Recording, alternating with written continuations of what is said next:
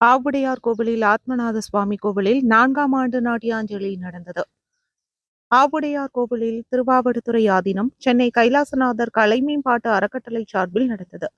ஆவுடையார் கோவில் ஆத்மநாத சுவாமி கோவிலில் சிவராத்திரியை முன்னிட்டு ஆத்மநாதர், வீரபத்திரர் ஆகிய தெய்வங்களுக்கு 4 கால பூஜை சிறப்பு அபிஷேகத்துடன் நடந்தது. திருவாவடுதுறை 24வது குருமகா சன்னிதானம் அம்பலவான தேசிக பரமாச்சாரியார் சுவாமிகள் அருளாணைப்படி நடந்த நாட்டியாஞ்சலியை கோவில் கண்காணிப்பாளர் கதிரேசன் குத்துவிளக்கு ஏற்றி தொடங்கி வைத்தார். தாசில்தார் பாலகிருஷ்ணன் முன்னிலை வகித்தார். விழாவில் 200க்கும் மேற்பட்ட கலைஞர்கள் கலந்து கொண்டு பங்கேற்று பரிசு பெற்றனர். விழா ஏற்பாடுகளை சென்னை கைலாசநாதர் கலை மேம்பாட்டு அறக்கட்டளை செயலாளர் அனிதா, மாலினி ஆகியோர் செய்தனர். விழாவில் கலைஞர்கள் காவியா, சைலஜா, ராஜகம்பீரன் மற்றும் பாண்டியன், சண்முகம் கலந்து கொண்டனர்.